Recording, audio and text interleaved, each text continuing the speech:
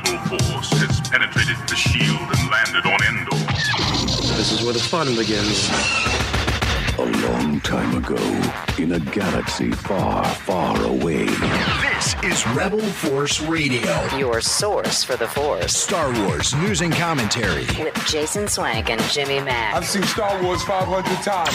Star Wars #1. This station is now the ultimate power in the universe. I suggest we use it. Now it's time for Rebel Force Radio. We would be honored if you would join us.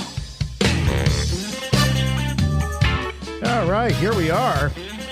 Rebel Force Radio with a special live show, but just for Patreon supporters. How do you like that? Yep, another reason to make sure you are supporting the operation here at Rebel Force Radio.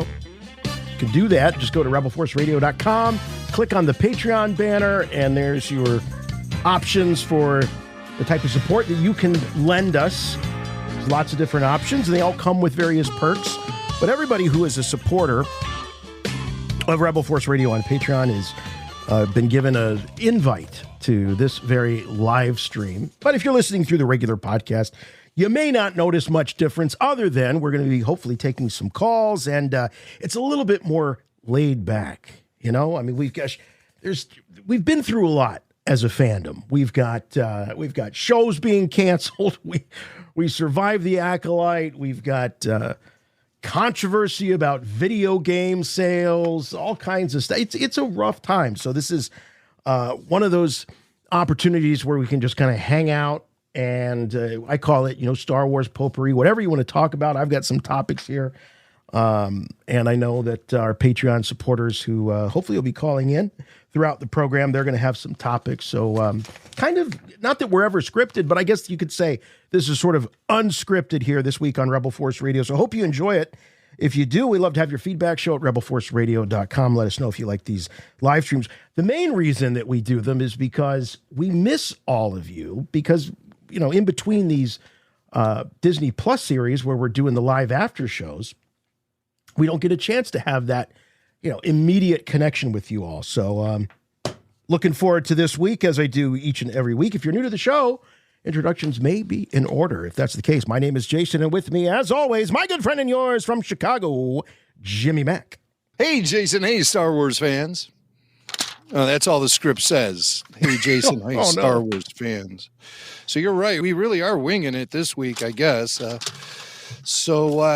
script, huh? Let me see what I'm going to say. Oh, I know. I'm really excited to be here tonight so we can hear from our trillions of listeners. That's right. We have trillions of listeners supporting us on Patreon. Trillions. Boy, that's a tricky number. Trillions. Wait a minute. Hold on. Is that the handle of one of our supporters? Because I don't think you're referring to an actual number, are you? Trillions. No, I'm referring to the egg on my face from our impromptu reporting last week of the box office statistics that belong to Keanu Reeves. Oh, did you miss the zeros? Woody Harrelson. Well, I don't know what I was thinking. I meant to say billions, but I guess I was saying trillions. And that was my mistake. So if you re-listen to last week's show, anytime you hear me say trillions, just replace that with the word billions, and we'll be good. I'm going to take a slight deviation from my normal routine, and I'm going to defend you, Jimmy Mack, is that we now live in a world, when you look at, for those of you in the U.S., we hear talk about the national debt, and it's in the trillions, and we've moved on from millionaires. We've got billionaires. I think Elon Musk is on his way to being the first trillionaire. So it's like they don't even have any meaning anymore. They're used like interchangeably. So that's my best way of defending you. Oh, well, thanks, man. Thanks. I'm not used to numbers of that extreme. No, you work with radio. Yeah, especially considering my paychecks don't even come anywhere close to that. So just remember, if you're listening to last week's show, when I say trillions, that's code for billion. It's a code word. I like it. Hey, so right before we started the program, it's not usually Jimmy is the guy with the prop comedy, but I did get a delivery from Amazon. And it's okay. Let's let Rebel Force Radio listeners determine if this was worth the money. But anyway, so the Black Series came out with this line of hologram figures. And they're your typical kind of blue, glowy, translucent plastic with like the blue soft goods, the light blue soft goods. They'll use them for Jedi spirits. They'll use them for holograms, but they come on this little puck. I don't know if you've seen these light up pucks. Mm-hmm. So I'm going to do it right now. I'm going to demonstrate it for you. And you tell me what you think here. So here we go. All right. So this is the Darth Vader version. And this is from the first, I think this might be the second wave, actually. And it was the first one that I could justify buying because Vader does appear as a hologram throughout the original trilogy.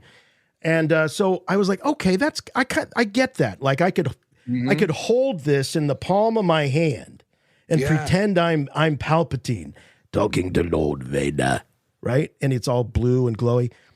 Some of the ones that they've released, I don't think they've ever appeared as holograms. Oh, yeah. But my hang up is it does a really good job of lighting up his feet, but I don't think it does necessarily a great job of lighting up the rest of him. Yeah. So I don't know. I'm kind of in the middle on this, and I would really prefer it. I'm going to try to do this if he could kneel, because that to me is the most iconic Vader hologram. Is right. What is thy bidding, my master, as he's on the comms. Let's see, I can kind of make him do this. So here he is kind of kneeling. The kneeling position's all right. I got to play around with it some more, but that doesn't look like a kneel. Looks like he's an action figure deal. Someone on the chat, we got the chat going live because they're Patreon supporters and we love them. Is saying, is that a bounty puck? And I don't think so. This isn't a bounty puck. This is like a portable holocom unit. I don't know if there's probably an in-universe name, but this is like what Commander Cody would have been holding up when he saw Vader issue Order 66, right? That kind of a thing. Yeah. So when I look at it, I think of General Veers. Okay. General landing. You know how you said that? Right. Yeah. And and I always was so concerned with Vader being such a tiny little hologram in that scene, knowing the flex power of having a big hologram. After seeing the Emperor's big head, I thought, Vader's and General Veers is sort of looking down at him. Vader's whole head should have been a hologram filling up that entire AT-AT cockpit. You're so right, because I was just about to bring up when you talked about Vader being very small in that AT-AT. Well, look what happened when we got, in the sequel trilogy, when you had the huge image of what's his name from the sequels. I knew you were struggling with that. Yeah, I was like, I knew it as soon as I started talking. I'm like, I don't know. He's so irrelevant now. Snoke, he had the huge Snoke. I mean, it was even bigger than anything we could have conceived in the original trilogy. Though Palp's big noggin, very Wizard of Oz like almost in Empire Strikes Back, but. Vader very small, and then you had Palps with the big head, and then you had Snoke, which was like mammoth. And it was such a big buildup to that character. I remember thinking at one point, Jim, is he a giant? Is that his species? Could he be like some sort of crazy giant? Because we really hadn't seen something quite that exaggerated. At least I didn't think. But then you bring up Palp's head, and I guess it's kind of it's kind of similar, but it was just his head. It's called a hologram flex, is what it is. It's when you got who's got the biggest hologram. It's kind of like when they were building the Chrysler building in Manhattan, and then they started building the Empire State Building. I almost called it the Empire Strikes Back building. The Empire State Building. Hey, come on, we're focused on Star Wars here. That's right, of course. They were competing to see who could build the tallest skyscraper in New York. Empire State Building ended up winning out thanks to its decorative, the decorative top they put up on there. I also went shopping, and as promised, I got, based on our conversation about what Star Wars pet would you like to have, I said the Crystal Fox, and I got him. I got the only known merchandise available.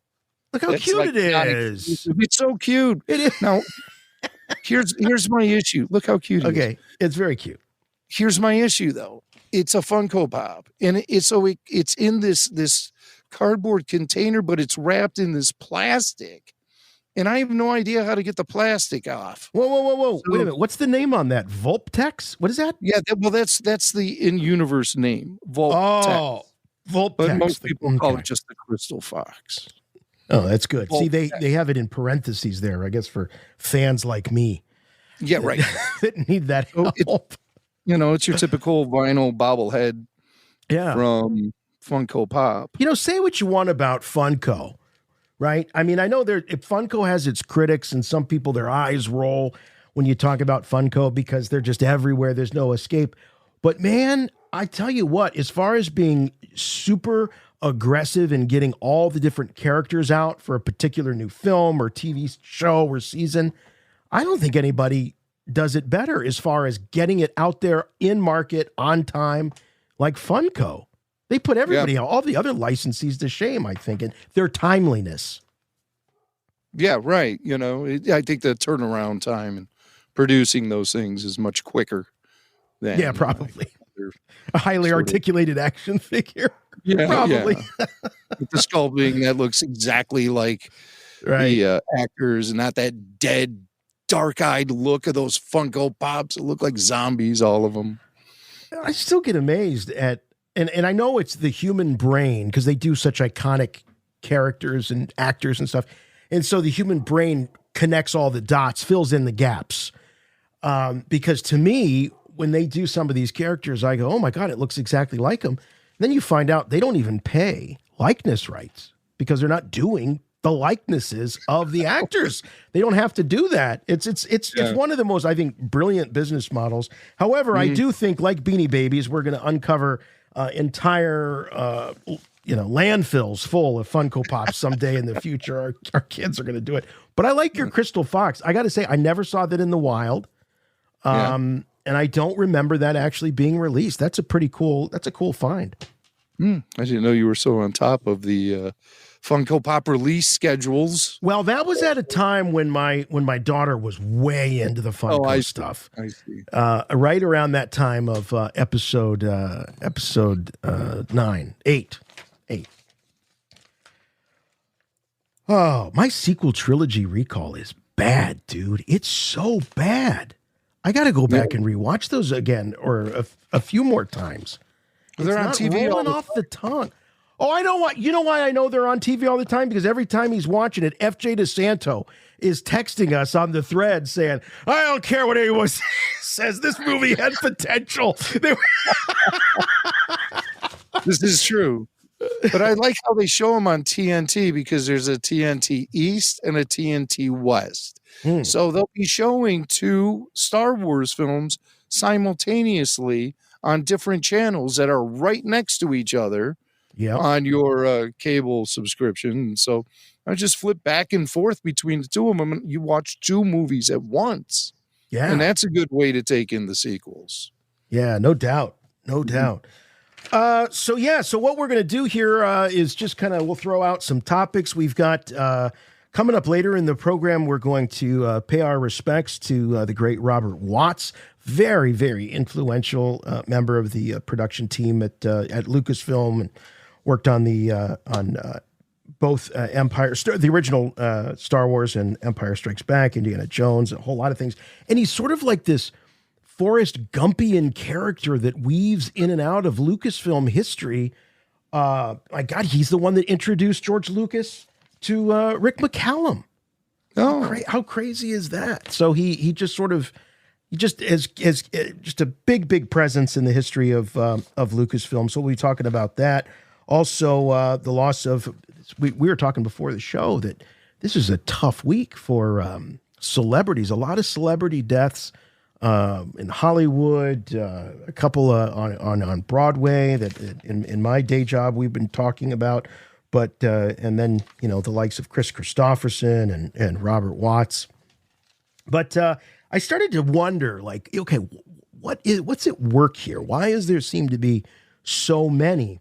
And Jim, the one thing that I thought of is that if you go back, 40, 50 years, pop culture is almost at a peak. Like it was, so there were so many celebrities, both on screen, off screen, people in the, making entertainment that, 50 years downstream of that, we're going to lose a lot of them because there was this sort of golden age, in the 70s and 80s where, as I say, not just people on screen, but off screen, became household names. So right now it just feels like there's a lot happening, but I think we're in for quite a bit of that over the next, 5 to 10 years. Yeah. And the way we consume things, everyone watched the same stuff for all those years. So a lot of these personalities, celebrities, they really had an impact on a large amount of people. Imagine 50, 60 years down the road from now where everyone's attention is being pulled in different directions. Things are very niche and very segmented and specialized. I don't know if the age of the celebrity is going to continue on the way that we've traditionally known it. Yeah, no, that's a really good point. The fact that I think that's critical in this is that we were so focused as a society, both here in the United States, but around the world, on some of these major pop culture moments because we didn't have all the choices and all the options that there are today. That's a great point. Right. But we are going to be getting to news. For sure. It's bigger news when somebody from those generations does pass away because those people had an impact on such a universal scale that everyone seems to have a story. I mean, if you look at some of the people who died just this week, sure, you had Robert Watts and, of course, Kristofferson, probably best known for playing Han Solo in the Donny and Marie Star Wars special. In our world, move over me and Bobby McGee. Who are you? Who's Bobby McGee? A star is born. What are you talking about? The Highwaymen. What are you saying? Right. But he was Han Solo in that. So thus a connection to Star Wars. We also lost John Amos from Good Times. Now that one threw me. John Amos and Coming to America. He kind of had like this rebirth in that film. And it turns out that he passed away at the end of August, but we're just finding out about it now. Right? I didn't know that. It was no one knew. No one knew. I'm sure that they're obviously his family and close friends and stuff, but as far as it releasing to the general public, people didn't know. That's a shame. Famous from Roots and, of course, Good Times. He was James on Good Times. And I could just hear Florida, upon learning that James has passed away, saying, damn. She was kind of known for. It's a very special episode of Good Times back in the day. Oh, my God. You remember Good Times? We'd love to hear from you. 708-866-1737. Hey, we're counting down your top 5 moments from Good Times. Dynamite! We already have some callers in the queue. By the way, since, let's see, I can't tell if he's working or not. Who cares? We got Tyler Page. There he is. That's another reason why we like to do these, so we can hang out with Tyler for a little bit. So Tyler joining us. He's our official call screener and program observer. Tyler, good to see you, buddy. We told you we would do something before Skeleton Crew. Yeah, it's good to keep the rust off, It's just like, reconnect with people I haven't talked to for a couple months. So I don't know. I miss my callers, man. Are you ready for Skeleton Crew here in a couple months? I'm so ready. You couldn't come sooner. Yeah. So Yeah. All right, man. Well, thanks for screening the calls. I'm sure we'll be talking to you throughout the show. So that number 708-866-1737. That is the number to call. But Jim, while we're talking about tributes and honoring those who passed, we did get some feedback from listeners who had something to say about James Earl Jones and his legacy and his passing. And so we got a couple of voicemails here we'll sort of kick things off with as we're remembering, folks. Hey guys, Jason from Mount Vernon, Ohio. Chut boyos. Yeah, I was just listening to the latest podcast, and, James Earl Jones, and just brought back a story I just wanted to share. It's just, I'm an OG, and I was there, 6 years old when it first came out, and, Darth Vader, he's the best. He's the number one. And I didn't know that the guy inside wasn't the guy speaking. Never knew that until I watched Conan, Arnold Schwarzenegger. The bad guy spoke. And I'm like, holy crap, that's Darth Vader. I'm like, look, that's Darth Vader, guys, that's Darth Vader. And nobody believed me. I was like, listen to him, it's Darth Vader. And he wouldn't fit in the costume. I'm like, that's him. But I just thought that was a funny story. Wanted to share. All right, McClunky. McClunky, back to you. I love this voicemail because I had the same experience of seeing Conan on television and making the connection between Darth Vader and the guy in Conan, and that was a trip. I think I don't even know if I even thought about it at the time, being very young, if it was the same guy that was in the costume, but I did recognize that that's the voice of Darth Vader. So to me, that was, no disrespect to Dave Prowse, but to me, as a kid growing up, before I really knew all the behind the scenes stuff, James Earl Jones was Darth Vader to me. Yeah, for sure. I mean, there wasn't really much that I'm familiar with him doing. And Conan, that wasn't really a movie that I recall seeing when I was young. It was rated R, Yeah. And I was maybe 10 or 12 when that thing came out. The first time I think I ever recall seeing James Earl Jones act in anything was when he appeared in, you brought it up earlier, Coming to America.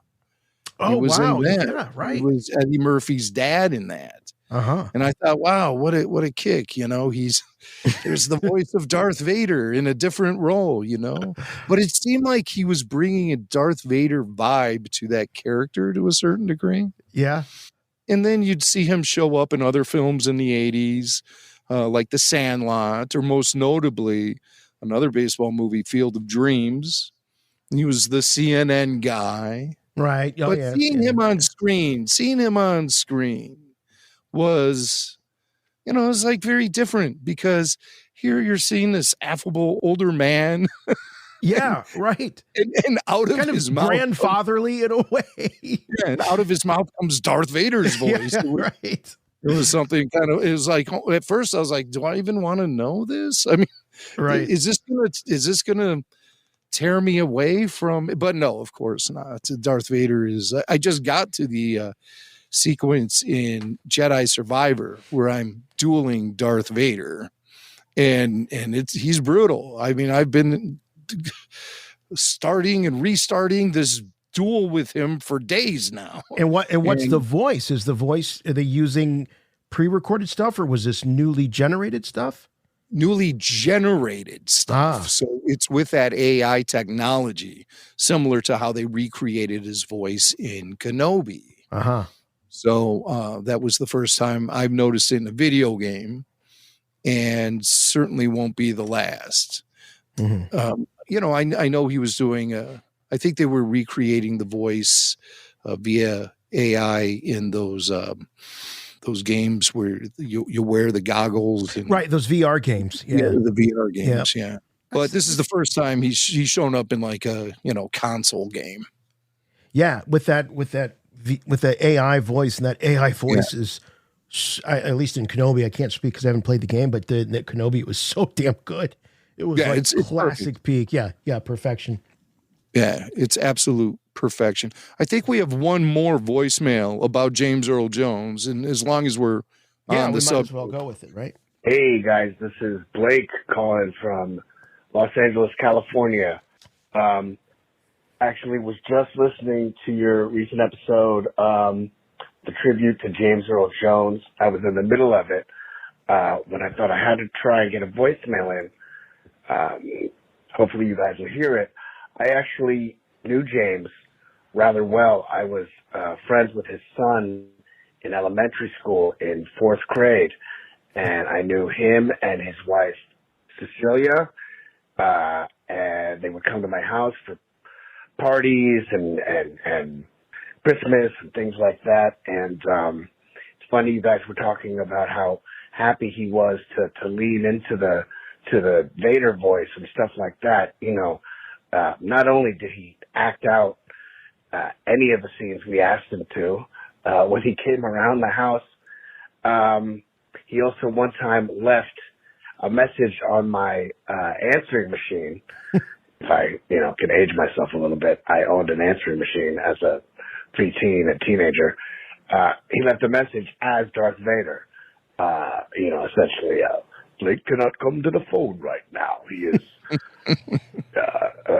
wrong with the dark side, something like that. I don't remember exactly, but it was really cool, and it made me feel pretty cool when my friends gave me a call. So, I just wanted to mention that I knew the man. He was a wonderful, warm, wise, animated man. He told great stories. He gave great Christmas presents. I'm really sad to hear about him passing. I lost touch with his son years ago, and hopefully, maybe I might reconnect one of these days and tell him myself. But that's all I got. I love the show. Love all that you guys do. Keep up the good work. May the force be with you. Thanks. Awesome. What a cool story. And of course, if you knew James Earl Jones, you just had to get him to record your voicemail. I can imagine that's probably the number one request that the man had. And Jim, you've played around with, Vaderizing different voices and stuff. On a percentage basis, what would you rate, James Earl versus the secret sauce that goes into making the Vader voice on a percentage basis? What would you say percentage is James and percentage is some of the effects that get added to it? It's all James. It's all James. Yeah. When we apply effects, it's not always that we're trying to capture the sound of Vader. We're trying to capture the voice of James Earl Jones. True. So that always requires pitching it down a little bit, just lowering the tone a little bit, applying plenty of lower end bass. Right. As much bass as possible. And you still don't come close. You get lucky. Yeah. James Earl Jones was truly one of a kind. And thanks to technology, his voice will continue to provide the words for Darth Vader. Thanks to technology and his foresight to make that decision while he was alive, because, we've heard the story now about a gentleman that claims he was in a position to grant or not grant permission for Peter Cushing's likeness to be used. Lucasfilms / Disney is dealing with him, despite the fact that at the time of Rogue One, where Peter Cushing was recreated for that film, the PR around that effort was that they had permission of the Cushing family, of the Cushing estate. This particular person claims that he had a conversation with Peter Cushing at one point, and he said, "Oh, yes, old chap, you can be the one to grant or not grant any future use in the future." I can't imagine, but James Earl Jones is the first that I'm aware of to say, let's make this official, legal. You pay me. Here's the contract. It's all, take all the controversy at potential out of it. Yeah. Of course, the first time we heard that technology at work in Star Wars was at the end of Mandalorian Season 2, when young Luke Skywalker appeared.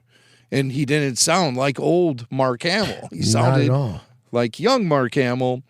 and we knew there was some sort of trickery afoot, and discovered it's a new company out of the Ukraine called Respeecher.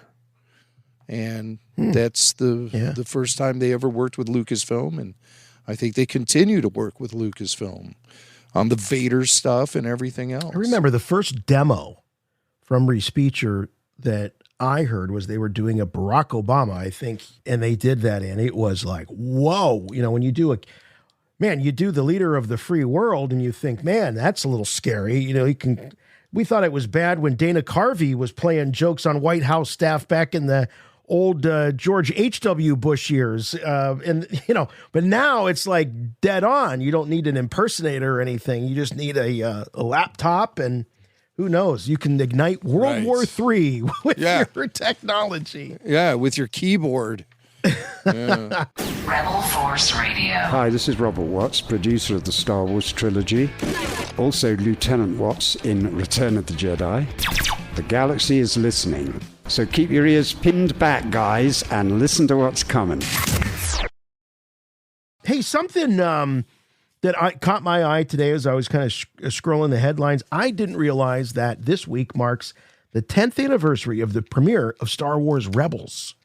Star Wars Rebels 10 years ago this week with the two-part premiere of Spark of Rebellion. So I thought if some of our callers might have memories of Star Wars Rebels 10 years ago, you can give us a ring. Now, this particular piece that I pulled, really, this is, how do we put it about the Rebels fans? Because they are some of the most loyal Star Wars fans, but they are so loyal to that series and those characters, spirited, and the writer of this piece is certainly no exception to that. He talks about how this was the first time that we actually saw how the individual rebel cells eventually coalesced to form the Alliance. He credits the series as sort of being really the first to take the canon of Star Wars Clone Wars forward, as it did, where you brought back Ahsoka. Rebels introduced the concept of the Inquisitors.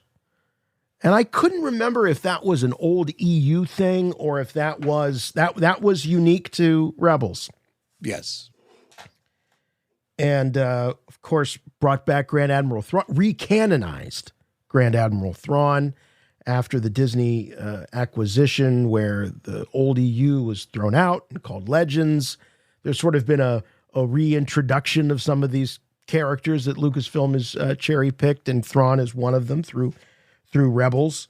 And this last point I thought was interesting, and maybe our listeners, Jim, maybe you have something to say to that. It says, essentially what Rebels did was repopulate the era of the classic trilogy with an alternative set of heroes that were not Luke, Leia, Han, Chewie, and Lando, thereby giving that era of the original trilogy maybe a little more breathing room to not be dependent on those legacy characters.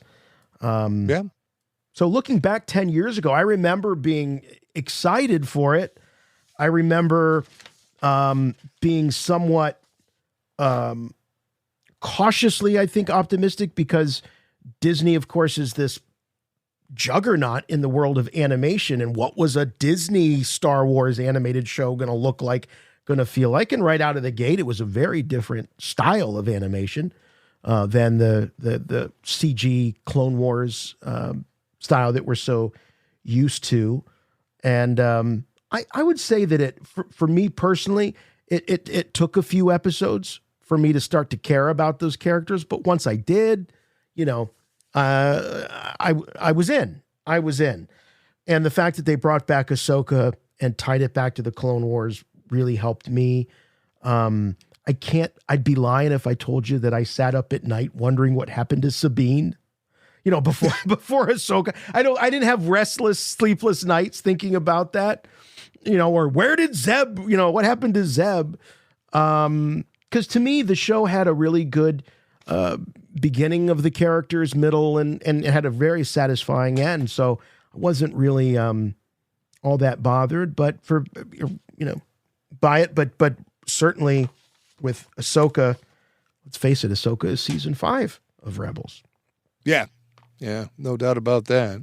My relationship with Rebels is always a little complicated because I was a little bitter about the Clone Wars being canceled.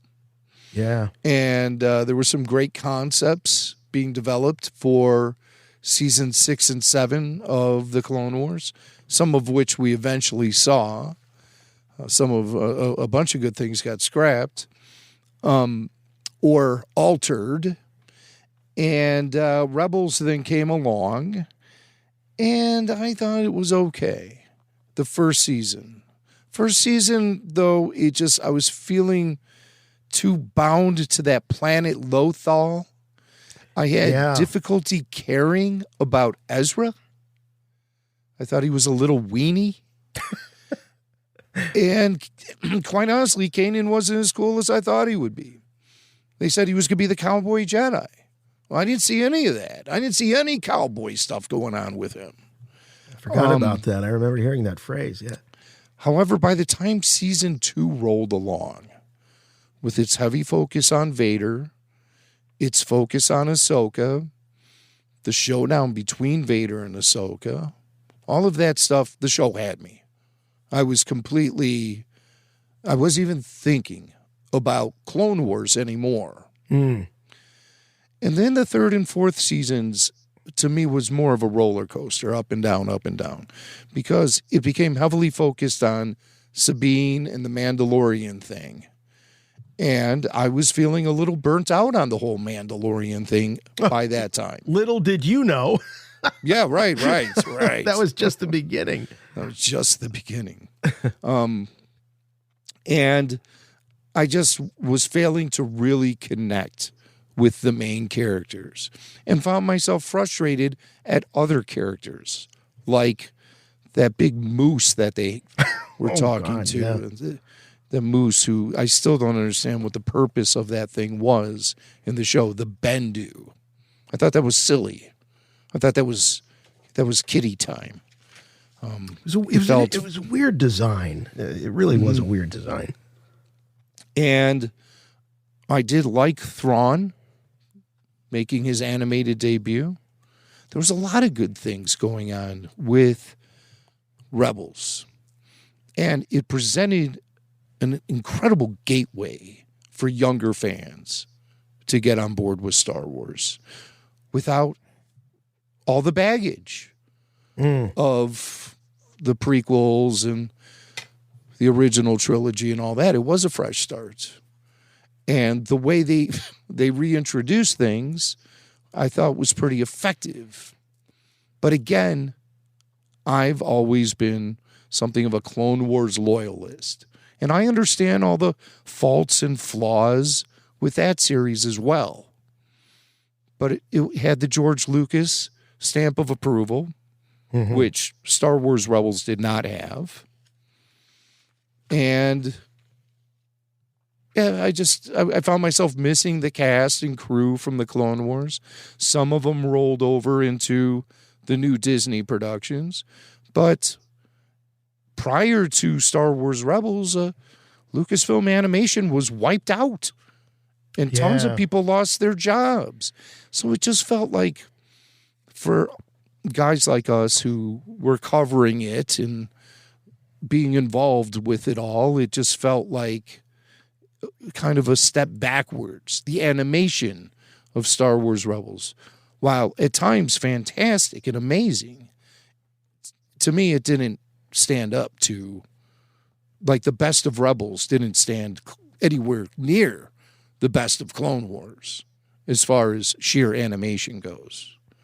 I always thought of Clone Wars as being the cinematic big brother of all Star Wars animation, and Star Wars Rebels felt more like the Saturday morning cartoon of Star Wars animation. Definitely flatter, definitely leaned into the idea of animation for sure.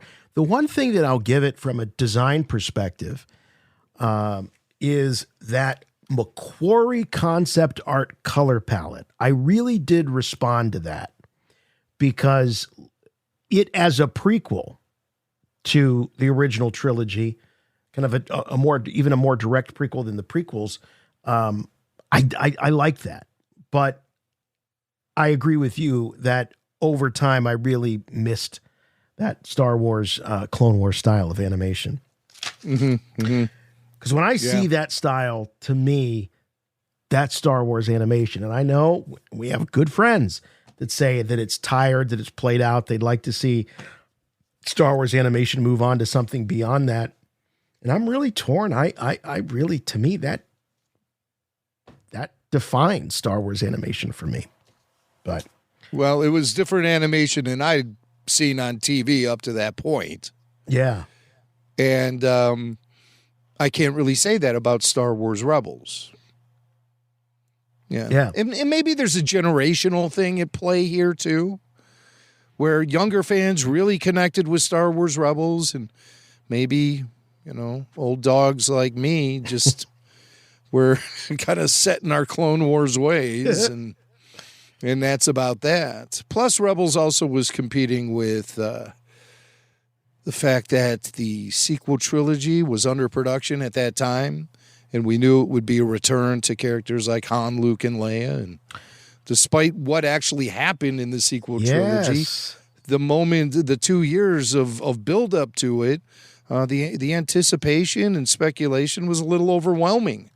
And there were times where I felt like I didn't really have time for Star Wars Rebels in my fandom because I was too focused on the upcoming films. That's a good observation. I remember feeling that myself. I think we talked about it on some of the Rebels roundtables and after shows where it was tough to focus on that when you knew right around the corner was this return of these larger than life characters, things that we've been waiting many, many years for.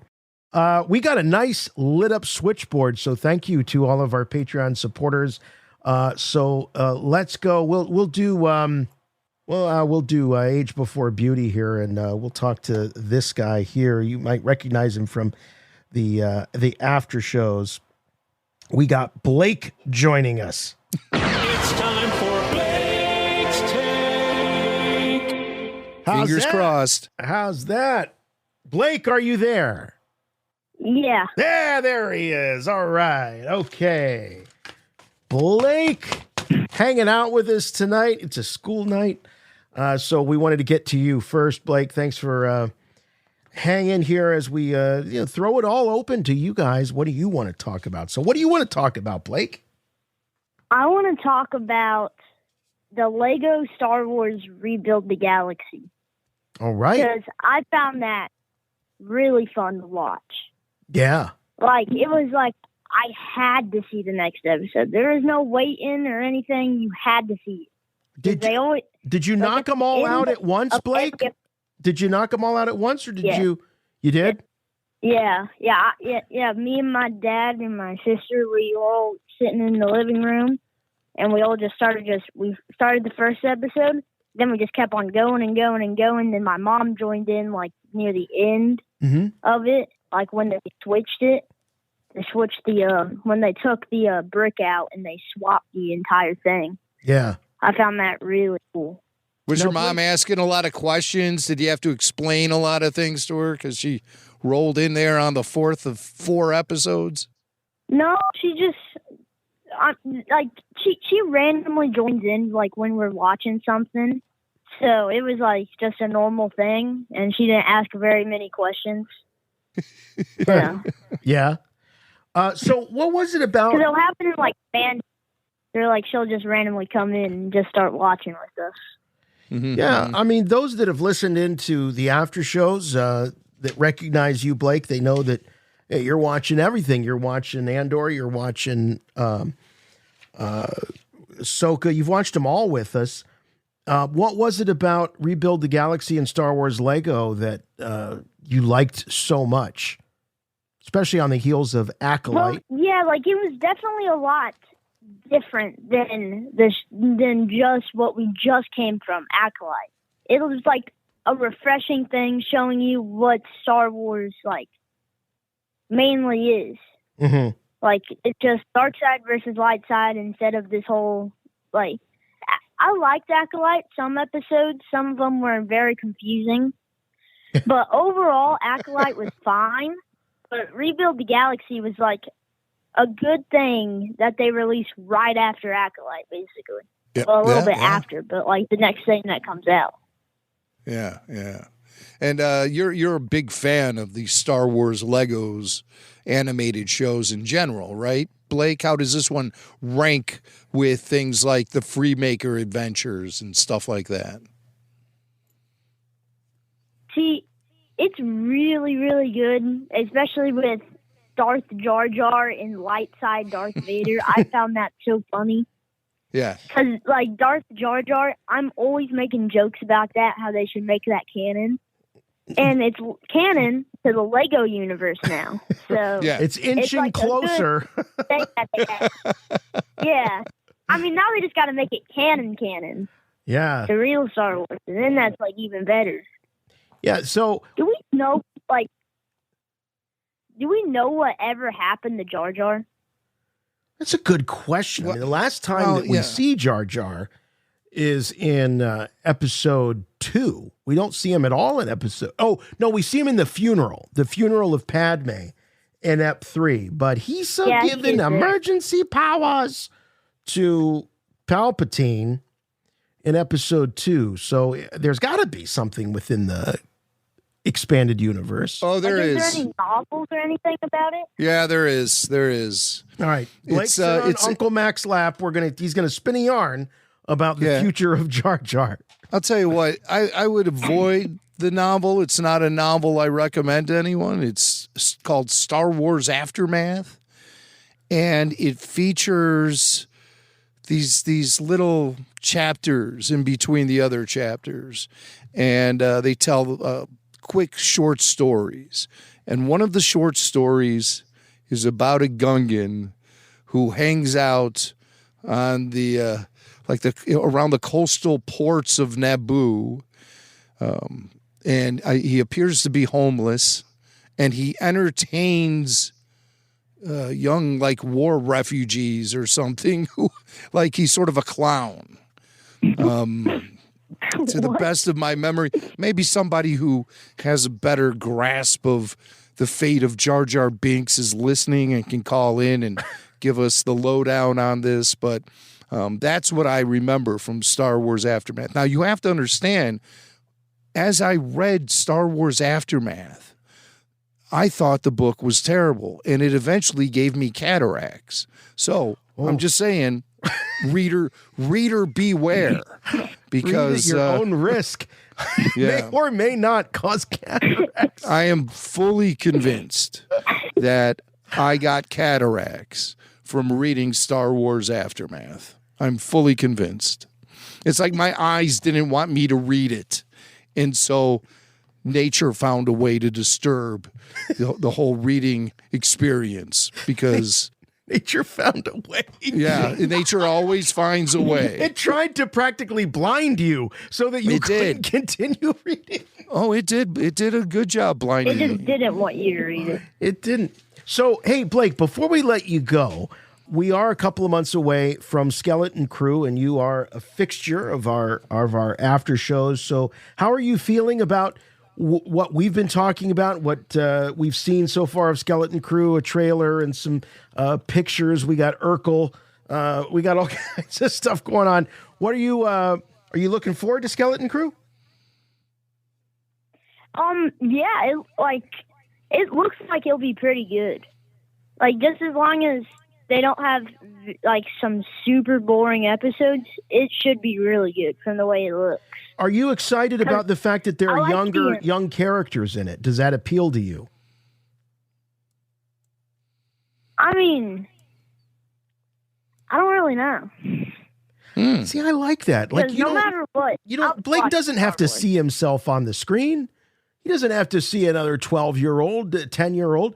But will it enhance your enjoyment, you think?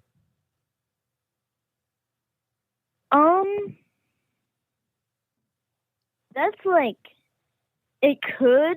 I'd have to maybe watch like the first episodes to see.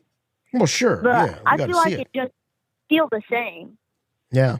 Because no matter what, I'm gonna be like completely zoned into the show. Like I'll be watching it, and it looks like it'll be really good. I like how they have what's his name? The blue guy in Jabba's palace. It's like one of him. Yeah, the little elephant guy, the little Max Rebo. Yeah. Yeah. The Max Rebo. Baby Rebo. Guy. See, I feel like. Yeah. I'm waiting for I can't wait to see that. Yeah. Because I feel like that, every Star Wars show seems to have maybe one funny person. Mm-hmm. Like Obi-Wan had the fake Jedi. Right. Rebuild the galaxy. Well, that's just the entire cast. Yeah. In Acolyte. The Acolyte had Mog. Mog was the comic relief. Yeah, unintentional comic relief. Well, Rebel Force Radio has Blake. So, Blake, thanks, buddy, for calling. We appreciate it. And we'll be talking to you with Skeleton Crew, all right? All right. All right, buddy. Take care. All right. So I just did this AI search for a summary on the fate of Jar Jar Binks in Aftermath. Okay. And what I'm getting is Jar Jar Binks becomes an outcast on Naboo and a street performer in Theed, the capital city. Binks' role in the rise of the Empire makes him an outcast. In Theed, Binks becomes a street performer who is scorned by adults, but beloved by children. So, Blake would have been probably a big fan. Life imitates, art imitates life here, as Jar Jar Binks sort of has a similar fate as his out of character persona, where the kids love him. That's weird. He becomes a clown, basically. I don't understand why he didn't just write a book and go on a tour and, that's what people would have done in America if they were like Jar Jar Binks. They would have just gotten rich off of it. Yeah. Jar Jar just apparently had bad representation. A book deal. A book deal would have been difficult with the Misas and the Usas and all that. He'd need some heavy editing. Just didn't happen for Jar Jar, despite all he was through. I don't like thinking about it that way. I think that's a real crappy fate for Jar Jar Binks. For all the stuff that guy had been through and how his dumb luck seemed to save his butt all the time. How does he become some outcast street performer back on Naboo? Nah. Did anybody other than Leia from the rebellion end up in any kind of a positive position? No, even everybody just ended up destitute, running out on their families, hiding away. Yeah, everyone was just sort of reset back to where they were prior to the adventures. Jar Jar was an outcast on the planet Naboo to begin with. So everything comes full circle. Literally cast out of Otoh when they discovered him. So everything just goes full circle for these characters. Han and Chewie go back to becoming smugglers and pirates with prices on their heads. And Leia is leading an underground rebellion despite her roots in royalty. And Luke is a loser nobody living on his own, isolated on a planet somewhere. It's just everyone just came back to square one. Yeah. There's no forward progress. Well, no sooner has Anthony Daniels auctioned off his C-3PO head as we get this little nugget. This just came out today. Check this out. This is a beautiful piece. This is a brand new collectible from Disney Products. It's going to be showing up later this month. I think October 16th it comes out. It's going to be available at the Disney parks and at the Disney online store. Check this out, Jim. This is a almost fully functional C-3PO head, life size, so 1-to-1. And very detailed. It pays homage to various stages of C-3PO's life as a character, including, check this out, the faceplates come off of this thing. It's fully electronic. It's got light-up eyes, talks, and you can take the faceplate off, and then you got your Episode 1 3PO. He's naked. Thank God it's not like Anthony Daniels' face. that would be jarring. Well, no, that'd be jarring. Can you imagine? It's like Madame Tussauds. You take it off and there's a wax face of Tony Daniels under there. No, and he insults you. No, thank you. But this is pretty cool. So this thing has 20 different classic phrases, and they span the whole Star Wars saga, episodes 1 through 9. So classic phrases. His eyes even light up red to give you that sequel era, episode 9 vibe. And this can be yours. You don't have to pay those crazy Tony Daniel prices. I think this is about $120 this thing goes for. And it's going to be available, like I said, at the Disney parks and at the Disney store online. Looks really cool. I think this is sort of like the droid equivalent of those Black Series helmets that have been put out by Hasbro. So they haven't done any droid heads. So I think this is where Disney's jumping in. And, this might be one of many. You may be getting like, getting an EV-99 droid head. Who knows? Only if we're lucky. But starting off with this. So I don't know. Is this something you would add to the Star Wars room? No. You're not. Did you say what the retail is going to be on this? I think it's $119, about $120 for this. Well, that's not too bad, but I have no desire to have a C-3PO head on a shelf. Yeah. I just don't.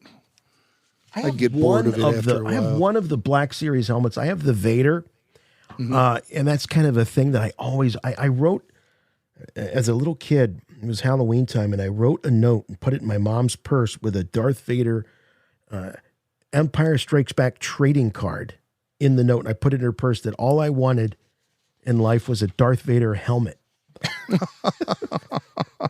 I definitely don't want this trading card, so I'm giving it to you. Yeah.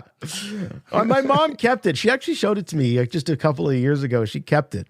It was, and it was very, back then you had to buy, the I think it was it Don Post that had the license for the helmets back in like the 1980s, and I wanted it so bad. So when the Black Series came out with one, I was like, oh, I gotta have this.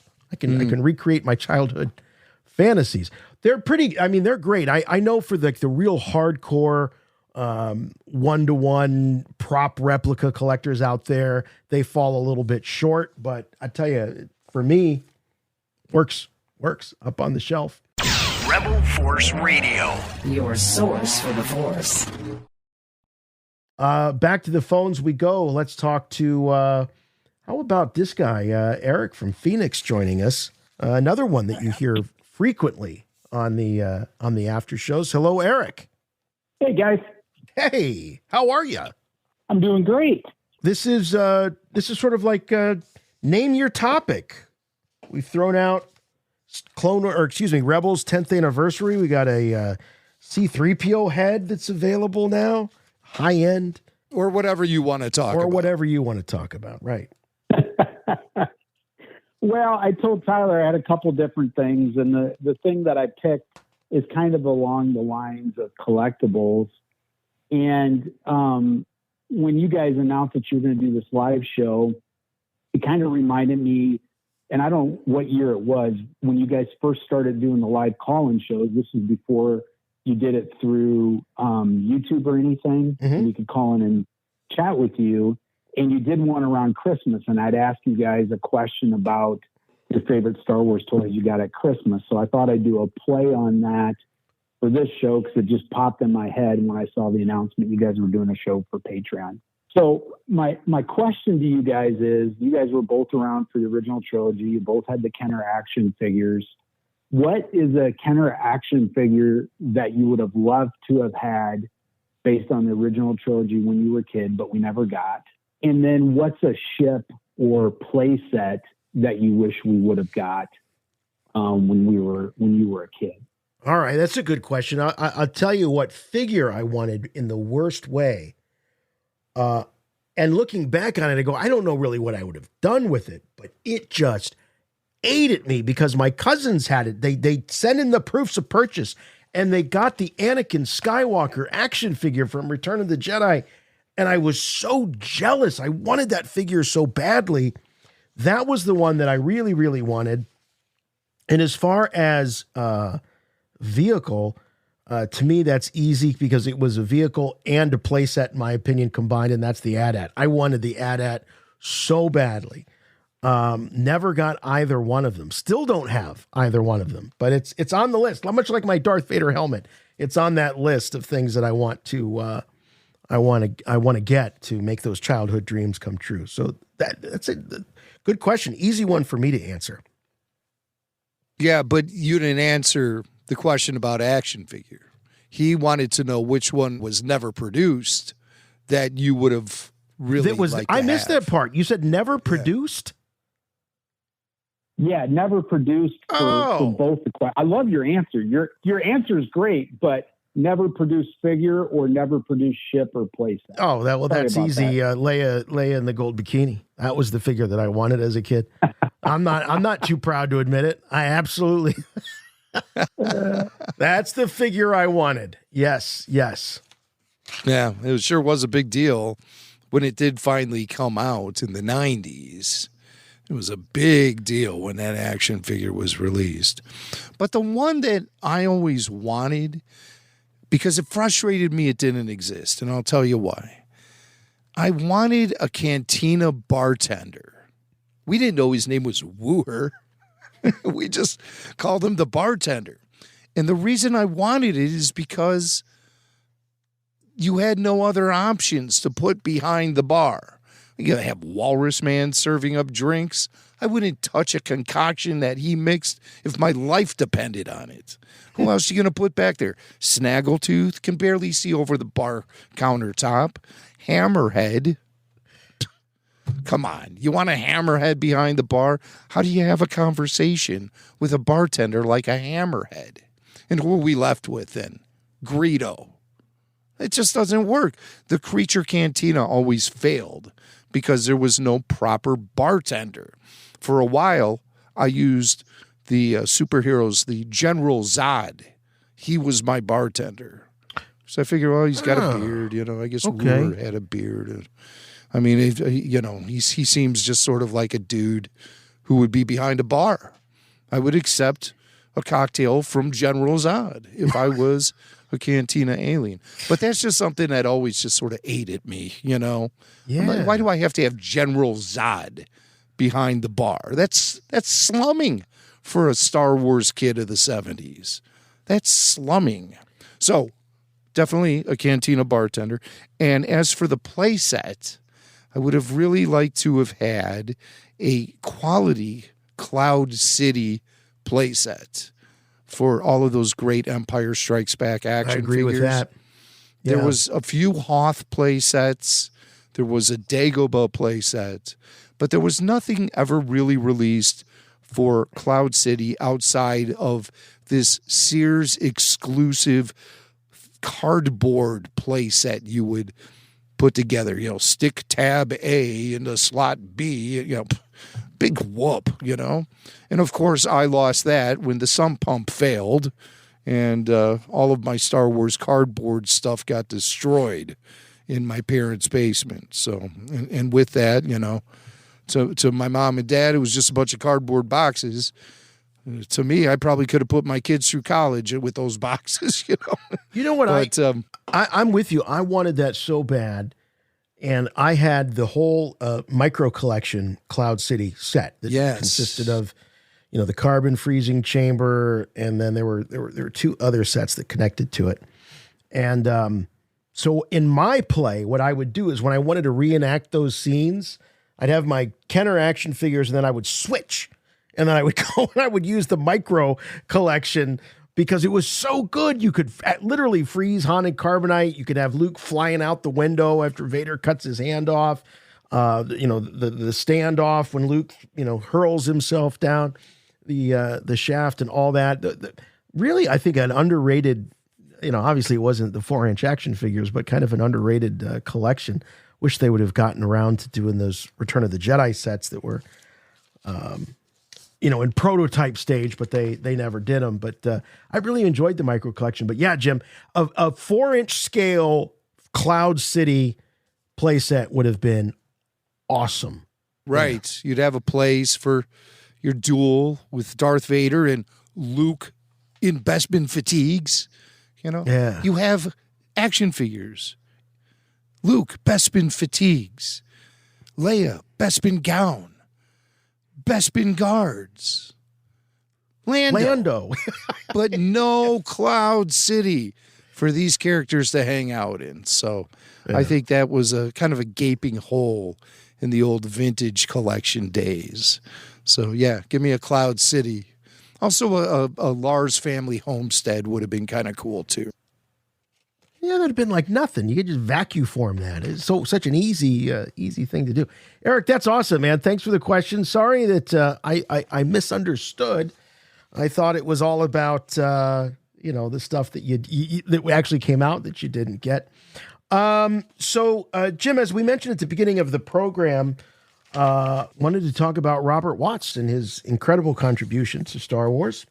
Kathleen Kennedy said of Robert Watts, and I quote, "It's not an overstatement to say that without Robert Watts' involvement, Lucasfilm would be a very different company today. Not only did he bring his own skills to the production of several milestone films, but also gave opportunities to so many other important crew members to do so as well." So we're going to remember Robert Watts. He had quite the career. So think about the films he worked on. Everything from 2001: A Space Odyssey through all 3 films of the original Star Wars trilogy, where he really did climb the ladder, He was like a location producer for the first one, and then an associate producer for the second one, and a full-on producer for Return of the Jedi. And from then, he went into the Indiana Jones trilogy, and certainly had a lot of experience working with Harrison Ford, and he even worked on Roger Rabbit and that movie Alive. Remember that one when the skiers get trapped on a mountain and they all start eating each other because they're starving to death? Was that the Dahmer party? Is that what that was about? Yeah, I think so. Oh, okay. Or it was, a story based on that, yeah. That whole deal. But he was a really interesting guy. And over the years, I had the opportunity to meet him a couple of times. The first time was at an event in Texas, in Plano, at an event out there. I was able to sit down with him and interview him. The second time was we ran into him at Star Wars Celebration. I want to say maybe 2012. And my son Michael was with me. We saw Robert in a hotel and ended up talking to him for like 20 minutes. And Robert was a ginger when he was younger. And before his hair went white, he was a ginger. And Michael, my son, is ginger. And so when I reminded Michael about meeting him, I said, "Do you remember meeting Robert Watts, the old Star Wars film producer, back at that show?" He's like, Michael, just, how 20-somethings will look at you and just kind of deadpan like a response. And Michael's deadpan response was he that old guy who had all those British limericks about being a redhead? I said, yeah, that was him. That was him. Yeah, no, he did. It was just something like, it was something, it just went on and on. It was like, ginger, da-da-da-da-da. He had all, it was so funny. But I got to say, though, that time when I met him in 2008 at the event in Texas, he was, I think, really new to doing things like personal appearances and conventions and things like that. And he was just really enthusiastic about it. He had a clapboard with him from Empire Strikes Back, And along with that blue crew parka that they wore in Norway when they were shooting the Hoth sequences, it's a very famous looking parka. And he let me wear it. He was just a really fun guy. And I know for like the better part of the last dozen years, he'd been having a rough ride with cancer. He told me once that he got high off the chemotherapy. And I was like, oh, I've never heard anybody say that before. Wow. But he was like that. He was kind of like that sort of shaman kind of guy, you know, sort of psychedelic.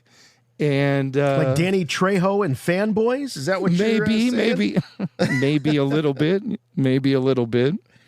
But he was a real colorful character who had a lot of great life experiences all over the world. And filmmaking took him all over the world. You know, he had a background with the James Bond films.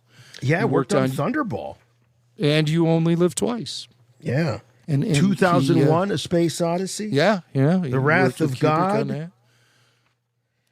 I don't know The Wrath of God, but I have no idea what The Wrath of God is. Do you know what that is? The Wrath of God. Maybe that's what he's going through right now. 1972. Yeah. 1972. This was his pre-Lucasfilm, some of his pre-Lucasfilm credits. And yeah. So it was a real pleasure to get to meet the guy and share some conversation with him. So I pulled some highlights from our conversation here. This is from October 2008.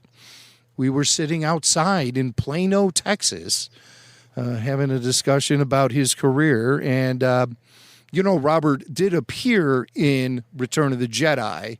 He was one of the Scout Walker pilots when they get attacked by Chewie and the Ewoks and they sneak in through the portal up at the top of the thing. He was in there with Richard Marquand. Yeah, he was in there.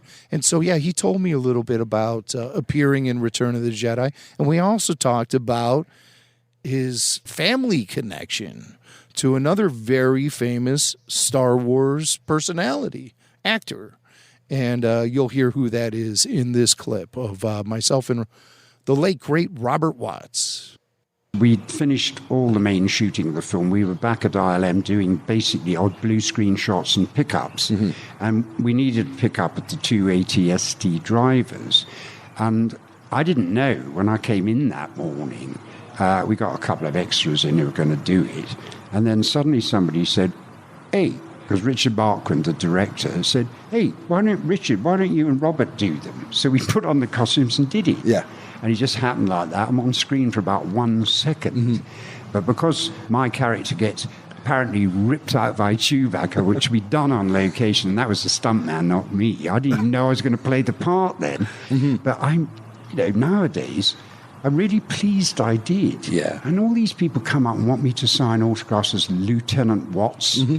I'm the only Star Wars character who's called by his real name. That's right. And I also hold the rank of lieutenant in the British Army. I actually officially can call myself Lieutenant Watts because I did military service because I had to, 2 years. Yeah. And I rose to the rank of lieutenant. So I actually am Lieutenant Watts in reality. And I'm the only character who's called by his own name and his own rank. When they named the character, did they know you actually had that history in the military? No. Wow. I didn't even know that they'd done this until one day, many, many years later, through the post, I get the odd thing from fans. They get an address and somebody sent me this, one of the trading cards they had initially with me on it. I didn't even know they'd done it. Wow. And I signed it and said about it. And I rang up Lucasfilm and said, oi, send me some of those cards. I didn't even know you'd done them. I had no idea. That's great. And it was called Lieutenant Watts. So I think I'm the only Star Wars character who's called by his real name. That's right. I mean, my half-brother Jeremy Bullock is Boba Fett. He's not called Jeremy Fett, is he? Whereas I'm called Lieutenant Watts. Now, that's an interesting piece of trivia, that Jeremy is your half-brother. Yeah, we have the same mum, different dads, and that's why we got different second names. That's why I'm Robert Watson. He's Jeremy Bullock. He's an actor and always has been. And I'd never managed to get him a part. So Boba Fett appears in this, and I rang him up one day and said, look, Jeremy, I've got a role for you, and here's the deal. If the suit fits, you've got the job. And it did, and he got the job. And he's still doing it to this day. The rest is history. And that was Empire Strikes Back, and then he was in Return of the Jedi as well. So I was really glad about that. Yeah. And you know what? As fans, we're all really happy that that circumstance worked out in his favor. So 100%. It's the longest job, I think. I couldn't have ever got him a better one. He's still doing it. Yeah. And that was 1979. We talked to him out in Japan. Yeah, whenever we see Jeremy, he's always affable, and he always takes the time out to talk. He's a lovely guy. He's always very, Yeah, it runs in the family. Yeah, but I'm this side of the camera. He's that. Yeah. Lieutenant Watts is a 1 second thing that I'm really glad I did it now. Yeah, I bet he's glad he did it. That's great. So, yeah, he joins a storied group of behind-the-scenes folks that have been on camera in a Star Wars film, but the only one that they didn't do any of that, like reverse the letters of the name like they've done with, Nick Gillard was like Sindralig or whatever. They just, hey, Lieutenant Watts, and he really was a lieutenant in real life. So very cool. I didn't know the Jeremy Bullock connection. I did not know that. Oh, no kidding. Until he passed away. No, I knew it and I forgot it. But did you know that he was next door neighbors with Julian Glover? How about that? That I did not know. General Veers. And so it was his being his neighbor that got him the role in Last Crusade. Indiana Jones' Last Crusade. Oh, see, it's who you know. Right. And if you're a young actor in Hollywood or in England, if the case may be, you want to be living on that block, the Watts block. Yeah. Yeah, the Watts block opens doors, my friend. Yeah. Opens doors. And of course, Robert had a collaborative working experience with George Lucas. Got to know George pretty well throughout his years working on those Lucasfilm projects. And we discussed George Lucas a little bit here in this next clip. He's a brilliant editor. Yes. He's a brilliant person all round, and he's a wonderful guy. He's the fairest person I've ever met in this business, I think. Pretty patient on the set.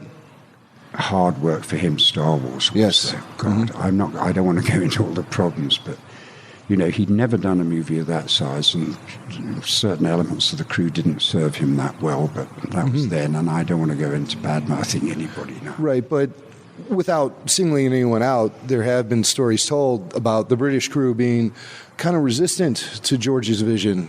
Well, it actually was embodied in one particular person who was the director of photography. Okay. No, I think George's vision was George's vision, because he showed us certain things where all of us that started in early pre-production, I think we all understood George's vision then, because he showed us 4 movies. One was 2001, which I worked on anyway. The other was Silent Running, which is also a sci-fi piece. And then he showed us 2 other movies, Fellini's movie Satyricon, which if you ever look at it, you'll see that shows you about the cantina and all that. 4th movie was Sergio Leone's Once Upon a Time in the West. And that was to show us that he wanted this, unlike 2001, everything's pristine, that it'd be dusty, dirty, the Millennium Falcon leaks oil, It was great to have a science fiction picture where it doesn't always jump to light speed and things like that. Yes. It gave it a kind of reality. So those are the movies he showed us to give us his vision. Yes and no. The situation in England then was very different, much more unionised. Hollywood is still highly unionised if you do a union picture. England's much freer now than it was. And it was an experience for him, and we had a very tight schedule, very tight budget, because actually 20th Century Fox didn't believe in us. And yet when we opened, their price on Wall Street doubled. Right. So, now that's called doing a producer flex right there. But he's right. There was a lot of pushback from the British crew, and he said it was all pretty much one individual. And, one guy became sort of the central reason behind all these. He became very, very, at least well known in sort of the official storytelling of the history of the film. Well, the one guy, I mean, he said it was the director of photography, which is a guy named Gilbert Taylor. Gilbert Taylor was the cameraman for the original Star Wars. And in my research, I found this little bit here in Wikipedia that says Taylor found George Lucas an elusive person to consult, leading Taylor to make his own decisions as how to shoot the picture after multiple readings of the script. Differences of opinion between the director and cinematographer led to 20th Century Fox, for whom Taylor had shot The Omen, intervening to retain him on the picture. So I think George fired him. And 20th Century Fox said, no, you can't do that. He shot The Omen. How dare you, George Lucas? How dare you? After the experience of working on Star Wars, Taylor decided he would never work again with Lucas. And he never did. However, he did work on one Star Wars project in the 90s.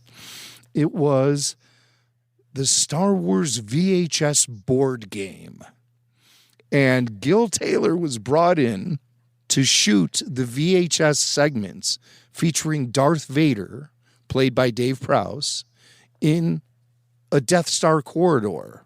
And what he does and what happens during that video game, I don't know. Star Wars VHS video game. I remember that whole phase, the VHS VHS game craze, where you would have a VHS and you would hit play and then you'd have to pause it and then you'd roll the dice or draw a card or do whatever you had to do. That's right. Yeah. So he actually did work on Star Wars one other time, and that would have been that game. And he didn't get along with George because George didn't talk. And I think that really frustrated this guy. Well, I couldn't understand the director of photography and the film director needing to collaborate. The DP is trying to get the vision of the director on the screen. And, George, so there were three different DPs for the original trilogy. But George did stick with David Tattersall, who was the DP for all of the prequels. So George must have eventually learned how to talk to our DP, or if David just didn't care and did his own thing and realized I'm working with George Lucas and there's not going to be a big feedback loop on what I'm doing. Yeah. But we knew there was a lot of pushback, and it seems like Gil Taylor was a guy who was getting people anti-George as he was shooting that film. Because that's something I can never really figure out, the crew. I think also George would get frustrated because due to union rules, they would have like tea time, all this, like right in the middle of a shot. Nope, tea time, got to do it. Wait, tea time? What? And they push out a cart, and they got the crumpets and the tea and stuff. And everyone's standing around. All that it's stuff. Like, smoke them if you got them. And George is like, oh, what? That's not how we do things in California. So, there was a little disconnect between him and the crew. Robert Watts was somebody who seemed very much on board with what Star Wars was all about and George's version, and that led to a career that continued with Lucasfilm beyond Star Wars and into the Indiana Jones franchise. And I discussed the relationship that Watts had with Harrison Ford, and then Watts shared with me a pretty fun story about Raiders of the Lost Ark.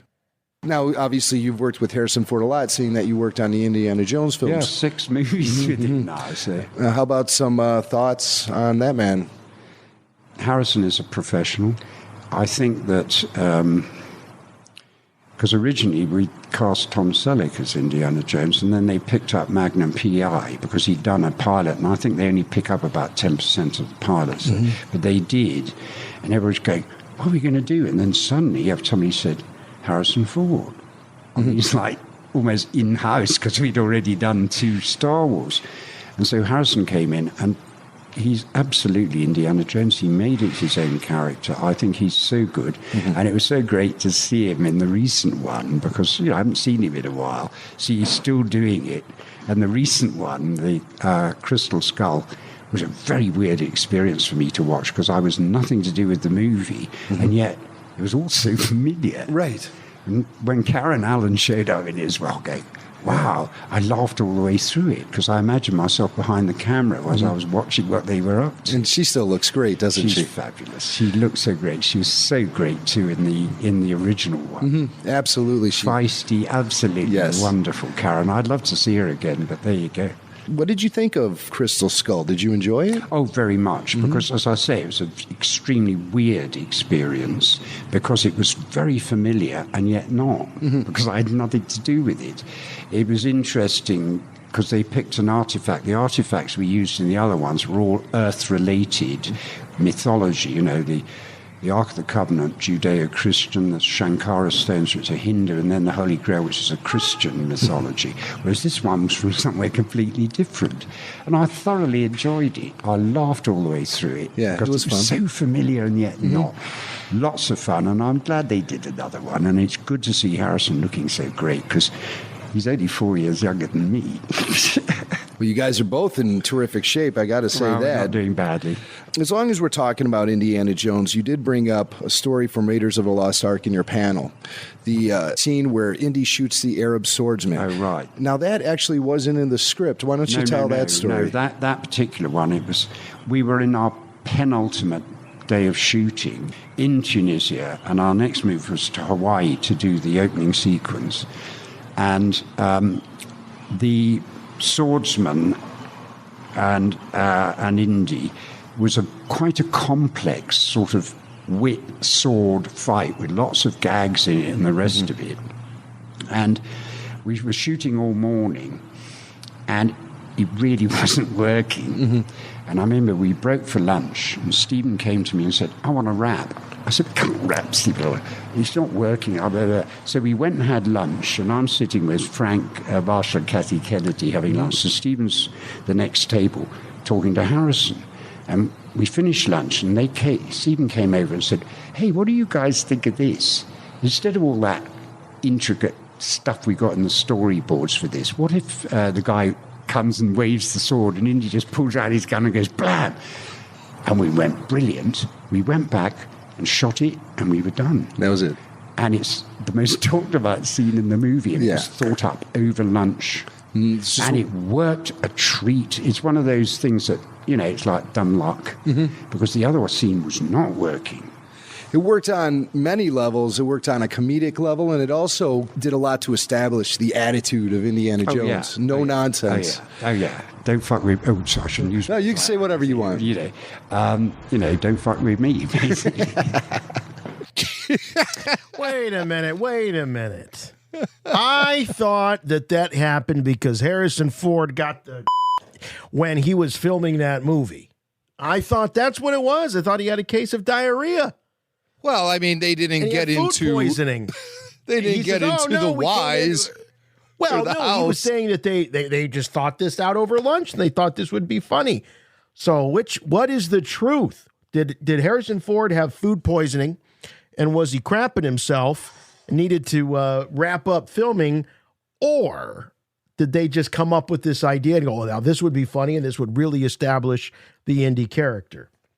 Well, I think we're getting just different perspectives of the same story, because Robert was sitting at lunch at the same time.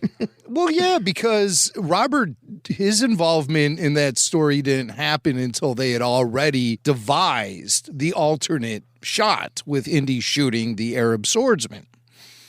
Stephen had talked to Harrison about that at one table, and then ran over to the other lunch table and said, hey, what do you guys think about this? And then that's how, and Robert said, brilliant. And they shot it one take, and that was it. They wrapped it up.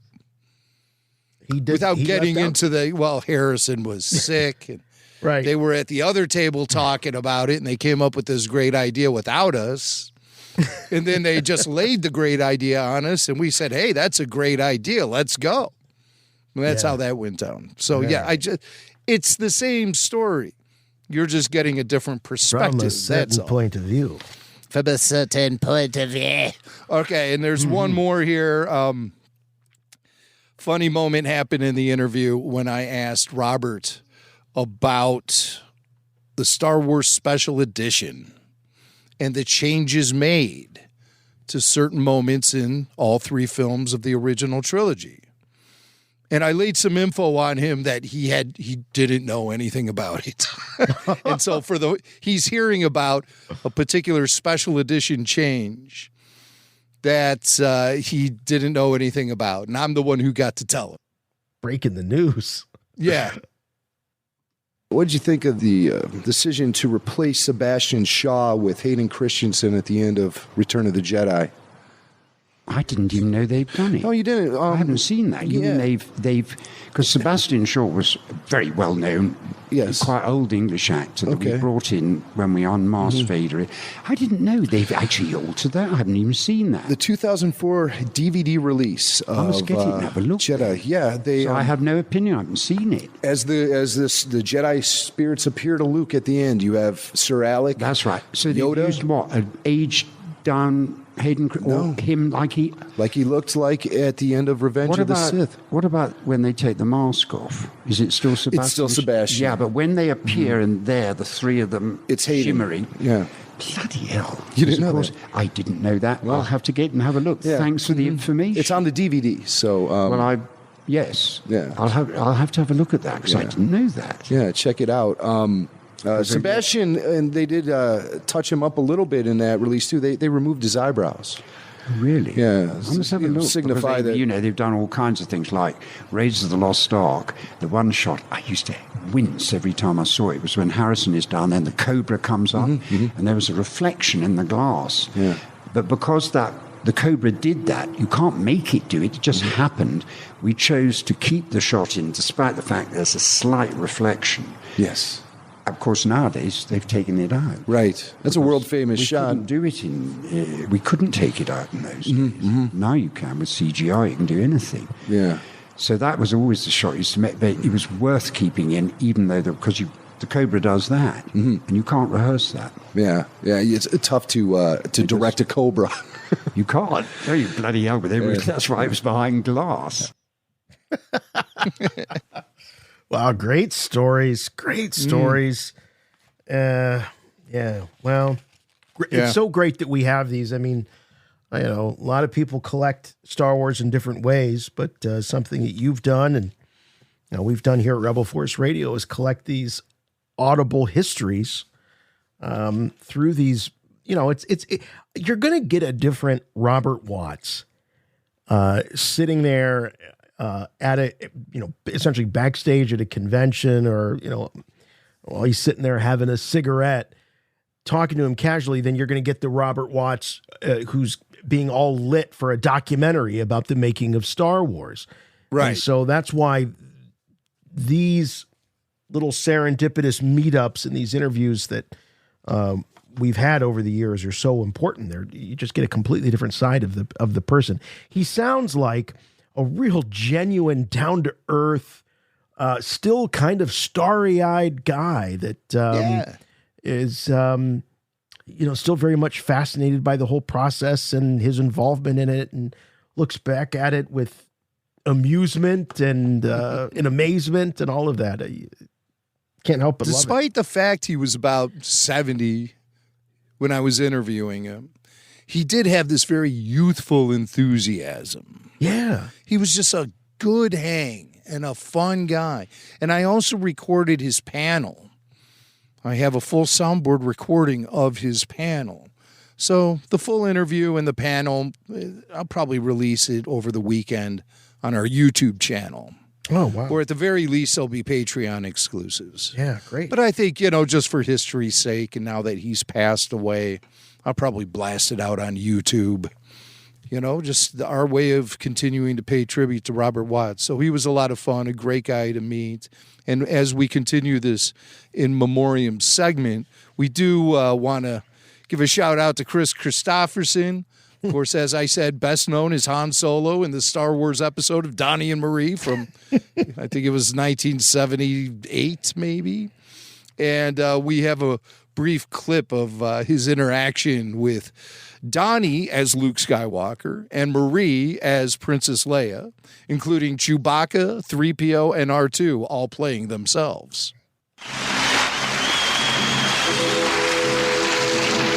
you help us escape? If I can't, I know someone who can. Don't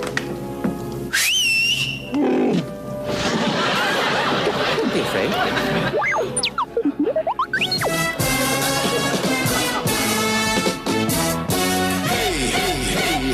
Peter's getting stronger. Music getting longer too. Music is a flash in me. I wanna take you higher. Higher. Let me take you higher. Push the fuel button, light the fire. Higher. Gonna take you higher. Higher. Chew back, chew back, chew.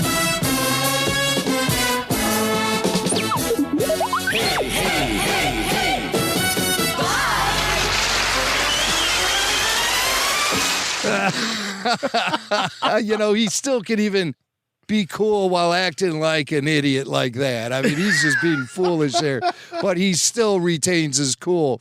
And I love how they took that moment from the Sly and the Family Stone song and replaced the boom chakalakas with Chewbacca bakas. Brilliant. Jeff Holland on the chat here, Patreon, and one of my all-time favorites who chimes in on our after show says, man, the 70s were a weird time. They sure were, man. And they produced characters like yours truly here. And also one last thing, you know, I do want to point out, you know, the all-time baseball king, Pete Rose, a man who should be in baseball's Hall of Fame. He also passed away. What does this have to do with Star Wars? Well, I found the thinnest connection between a famous person and Star Wars. Okay. Did you know Pete Rose appeared in a Marvel Star Wars comic book? Did you know Pete Rose appeared in Star Wars Marvel number 25? I have it right here. Oh, come on. Yeah, he's actually in this book. No way. The story is called Siege of Yavin. And come on. Pete Rose appears in the pages of a Star Wars comic book. I'm looking at, are these pages numbered at all?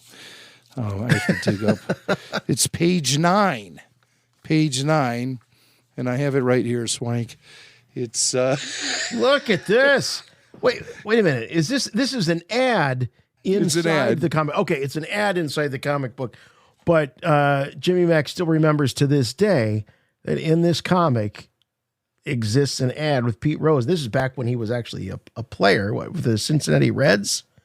Yeah. Oh, yeah. Well, this is when he was with the Phillies. Oh, the Phillies. Okay. After his run with the Reds, he played with the Phillies, and then returned to manage and bet on the Cincinnati Reds. And that was the big mistake he made, was the betting on part.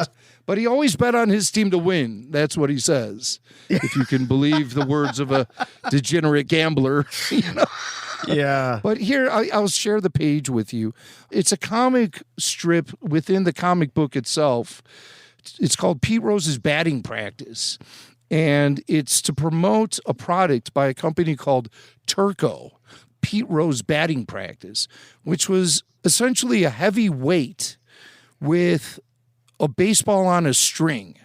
So somebody can pitch the ball to you, and you could smack it as hard as you want, but the ball won't fly too far. So you can have batting practice anywhere, even like in your backyard, surrounded by houses with windows. You're afraid you're going to break the windows with the baseball. Well, the Pete Rose batting practice from Turco will eliminate all of your worries, and you'll learn to play like the pros. Don't you love comic book ads? They were the best. By the way, Turco's Pete Rose Batting Practice is the sponsor of this week of Rebel Force Radio. So we thank them for their support. Yeah. Thank them for their support. But yeah, sure enough, there it is in the pages of Marvel Star Wars 25 on page 9.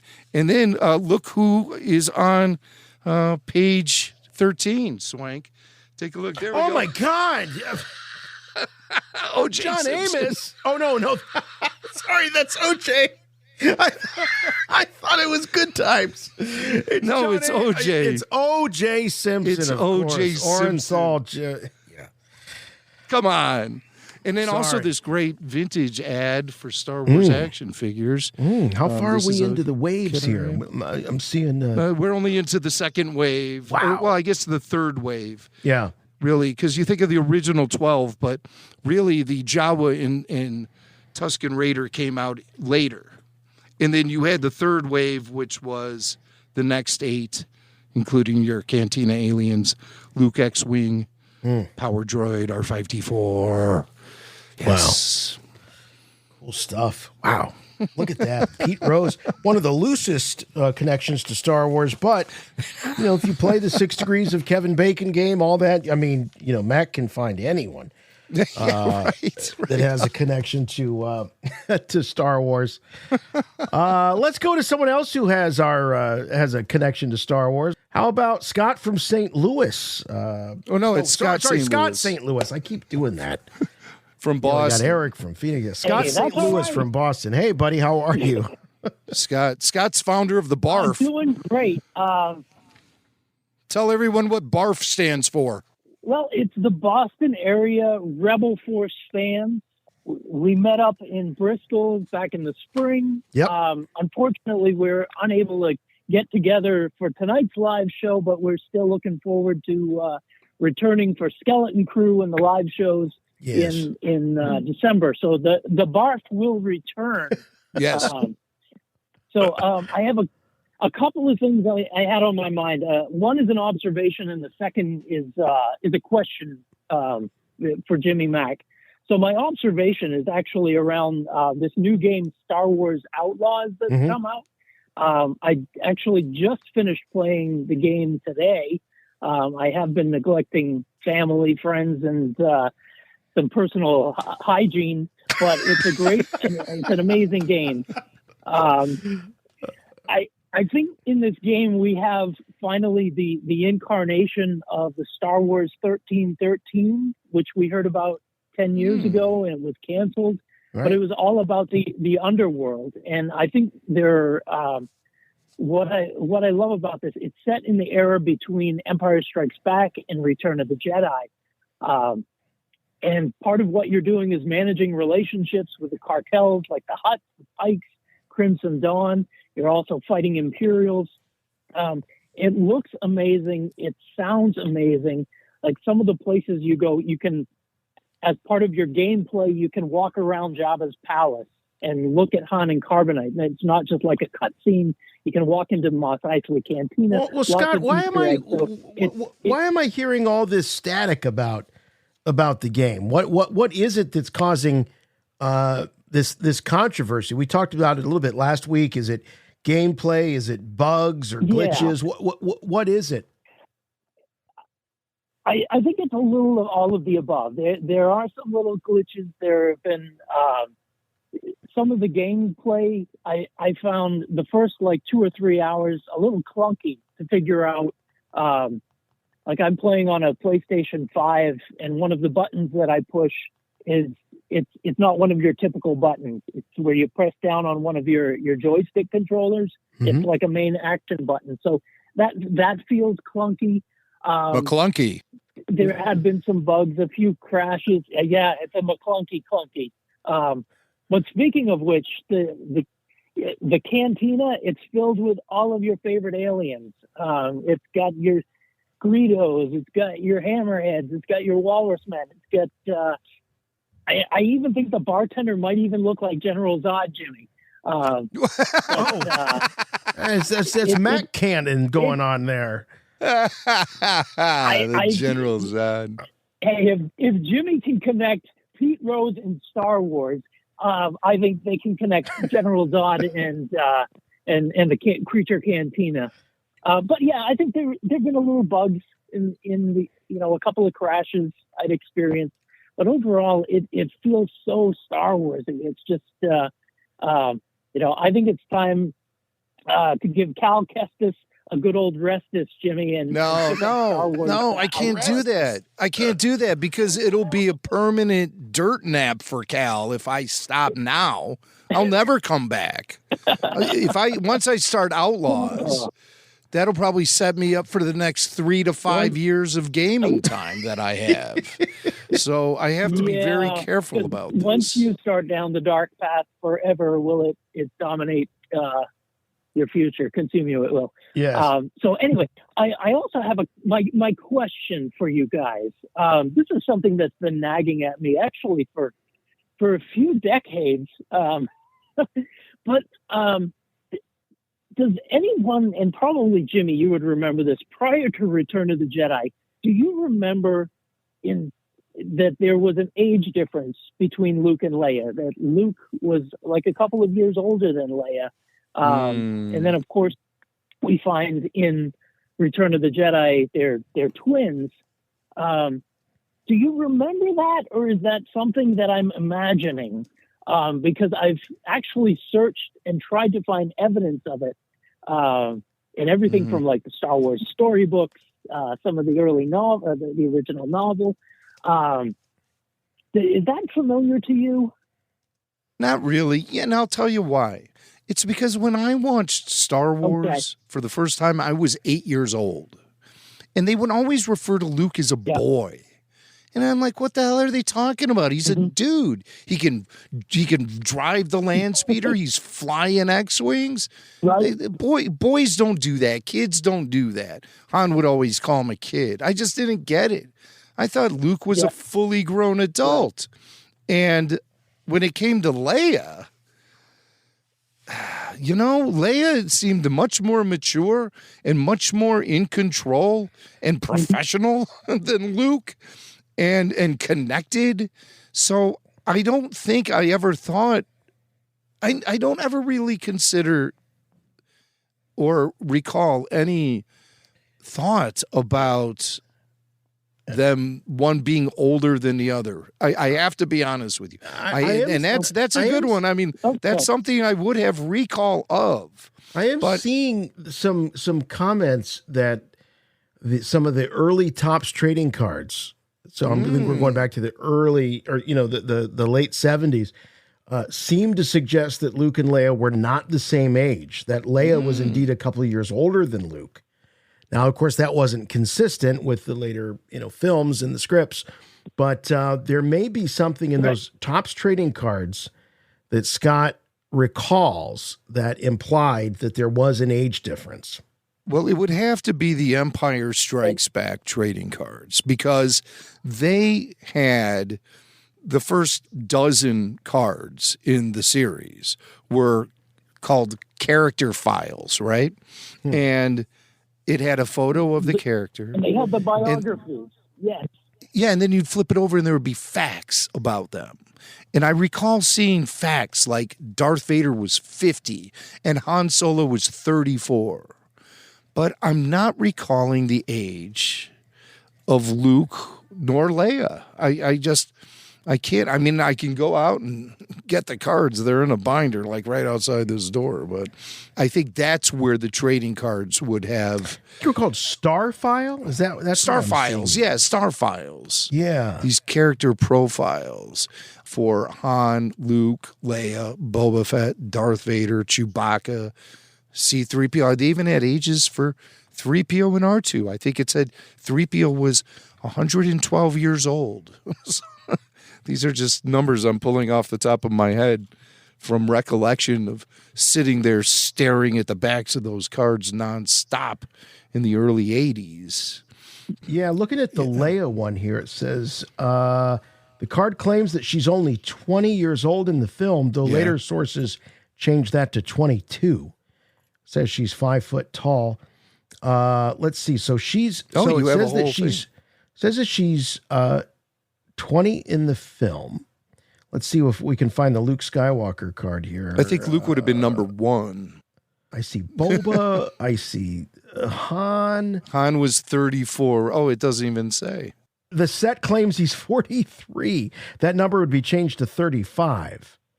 Oh, sorry, that's Boba Fett. I'm sorry, that's Boba Fett. My bad. That's something we might be able to follow up on here. Max got the cards. I've got the cards.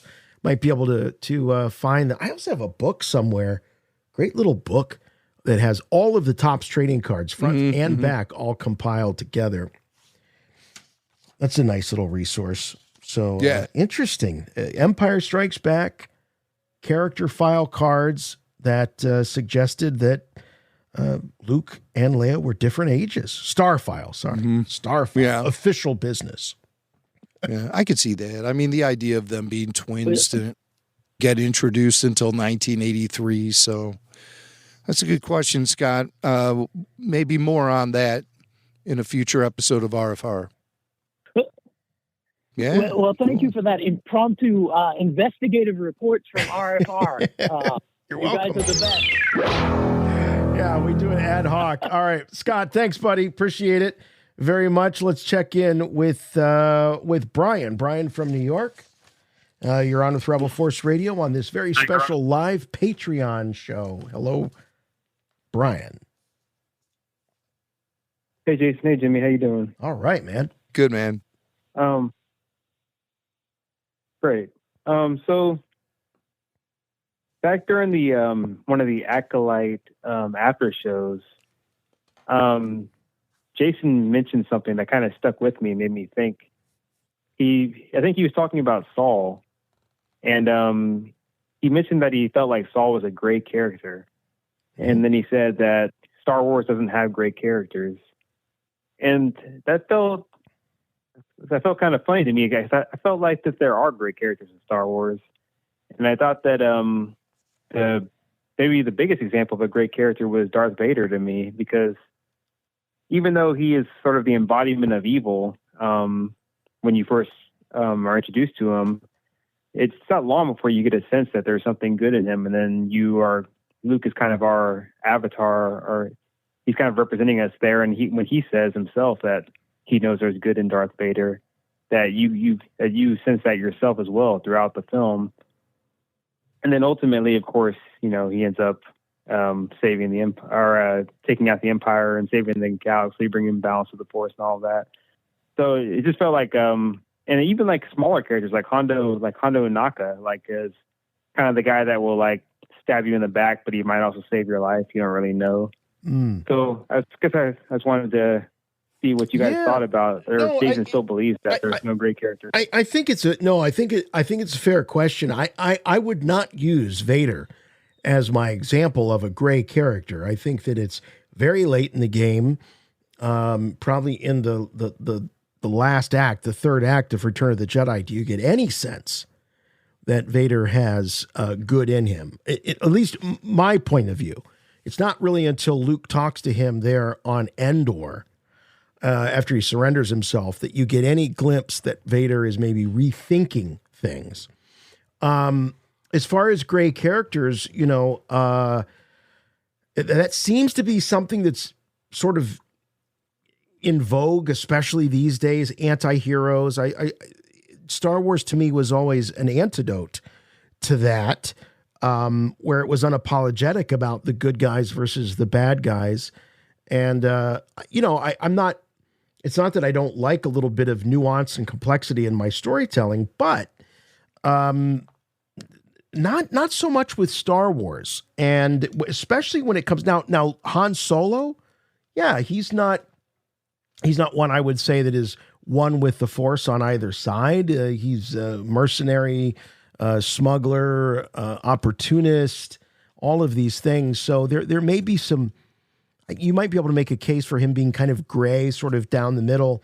But when it comes to the Jedi, I don't like this idea of gray Jedi. And I know that, some of the tie-in material and stuff has talked about this, but not really my thing. Yeah, it kind of deludes the whole bit of storytelling. You want your bad guys on one side and your good guys on the other side with clear definitions. I think there can be great drama derived from that. I think that's what the fear is that you won't have any compelling drama if the motivations of the protagonist and the antagonist are so clear cut. But I disagree with that because I think the drama comes out of the tension and the friction between the two, as opposed to some sort of mental gymnastics they're doing in their own heads. I don't got time for that. Couldn't Count Dooku have been a great character at some point in the story? Well, he certainly, he revealed himself as someone who was attempting to defeat the dark side, actually. At least he was using that when he was trying to recruit Obi-Wan to join him in his cause. He made it seem like he was out to destroy the Sith, not join them and be one of them. And I think Anakin also started off on that path as well. But as Yoda says, once you start down the dark path, forever it holds you in your destiny. He says something like that. I don't know. Yeah. It sounded right when I was saying Dooku, man, I've watched that, episode 2 so many times, and the confrontation with Obi-Wan when he's held captive. And, Dooku sort of coming clean and telling Kenobi the truth of what's happened. What I like about that scene is it does lend itself to interpretation. I really do think that it's I'm sure, and I'd have to go back and maybe listen to the director's commentary. I'm with George on that old DVD. I'm hoping that maybe he lends some clarity to that. If we do a little research, find out what George was intending with that, because outside of what George's real vision was for that scene, I can see you being able to interpret it a couple of different ways. Was Dooku sort of pleading with Obi-Wan to kind of help him from his inevitable, incomplete, total slip to the dark side? Was it manipulation, which I tend to think that it was a lot of manipulation? But I can see, Brian, how you might be able to throw Dooku in there. But at the end of the day, I got to go with Dooku knew what he was doing. He was a Sith, and that was courtship of Obi-Wan so that he might be able to seduce Obi-Wan and then overthrow Palpatine and continue the cycle. Yeah. I mean, is Vader in a gray area when he's trying to recruit Luke to join him and overthrow the Emperor? Is that Vader trying to defeat the Sith, or is that Vader trying to obtain as much power as possible? Probably the latter. So by the time we know Darth Vader, it's very clear cut where he stands. It wasn't until after that confrontation with Luke when something lit up inside of him and he began the path to whatever minimal redemption he could find. But there was a complicated journey all the way through. So Yoda was right. Once you journey down the path, forever it holds you. But Vader was able to escape, but there was no life for him afterwards. He immediately went off and became one with the Force. So you do sacrifice everything, at least on a physical plane. Once you move on into the light side of the Force, I think that's a whole different trip. I do think there's a strong case to be made for gray characters in Star Wars. I don't think that it, personally for me, I don't like it entering into the whole Jedi, Sith, dark side, light side user. I think that goes against what George really wanted to talk about and communicate to young people and all that at the time in the 70s, which was the black hats, the white hats, good, evil, the basic building blocks of storytelling and hero's journey and all of that. So yeah, when it comes to those characters, I don't really entertain it much. Actually, I think one of your favorite characters now, this actually moves my second question. Luthen is a great character. Yeah. And I was going to ask about season 2 of Andor. just to sort of segue into that, my second question was, are there any characters from Rogue One that you guys are hoping will make an appearance in season 2, other than the obvious, like K2SO? Like, are you hoping that Galen Erso makes an appearance? Are you hoping that there's any appearance from Bodhi Rook? Like, there you go. Are you guys That's the guy I want to see. I want to see Bodhi Rook because he falls out of touch with the Empire and betrays the Empire. Yeah. And goes rogue. And I would love to get a glimpse into the set of circumstances that became the straw that broke the camel's back for Bodhi Rook. That, I think there's a good story in there. Plus, the actor himself is a solid actor. And I would love to see him in the show. How about a little origin of Bort Gullet? Little Bort Gullet origin there with Saw. Yeah. How does Saw meet Bort Gullet? That's what. Yeah, that would be a good one. I tell you what, though, Brian. I mean, bringing up Luthen as sort of the epitome of the gray character in Star Wars. That's a great one. He's a great example of that, and I'm there for it. I can't wait for season 2. I can't wait for Morris Stellan Skarsgård as Luthen, and Andor is the perfect backdrop for those types of characters. So I'm totally the gray into elements. It. The gray elements within the realm of Star Wars politics is very interesting. Yeah. Where one side is presenting itself to be something that maybe it isn't, or there is some sort of moral quandary, a certain individual caught within all of the mechanics of the politics of the Empire. That's interesting stuff. But when it comes to the Jedi, it doesn't really work to cast them in a less than favorable light. It really it does a disservice to the Jedi and to Star Wars in general. We want to always be able to count on the Jedi. You have to. They're the white hats, like Jason said, from the old Westerns. Right. We have to be able to rely on our heroes and leave the gray to the political machinations of what's going on with the dying Senate and the growing Empire. That's interesting stuff. Even the stuff that Palpatine does when he presents himself as Chancellor Palpatine as opposed to Darth Sidious. That's a gray area right there too. Even though the lines are firmly drawn with a character like that, he still has to put up the front. Yeah. And so a lot of people think he's something that he isn't. I think that qualifies as kind of a gray area as well. Yeah. Because obviously Palpatine and the Empire did a lot to help out certain citizens of the galaxy. While on the other hand, they were imprisoning and enslaving and torturing and doing all kind of terrible things. Great question. Thank you, Brian. Appreciate it. Holy cow, this has been a lot of fun. The 2 hours have flown by here on Rebel Force Radio this week. We got to do these more often. As I say, if it's something that you enjoyed, we'd love to hear from you. You can email us at show@rebelforceradio.com and let us know if this is something you'd like to have more of. Of course, if you like to hear more caller interaction, you can do so by checking things out over on our after shows. They're all available on YouTube.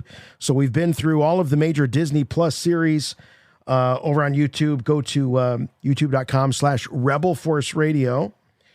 And you can check those shows out. If you want to join the party on Patreon, you can do so. Patreon.com/Rebel Force Radio, or go over to rebelforceradio.com and check out the Patreon banner there on the right rail. Sorry we didn't get to all of the calls. We had a couple more still in the queue, but we're going to do this again. Promise. We'll do it again even before we start the after shows for Skeleton Crew. So we're going to do it again. So thank you for your patience. Also, huge thanks to our buddy and the official call screener for RFR here, Tyler Page. Thank you, Tyler,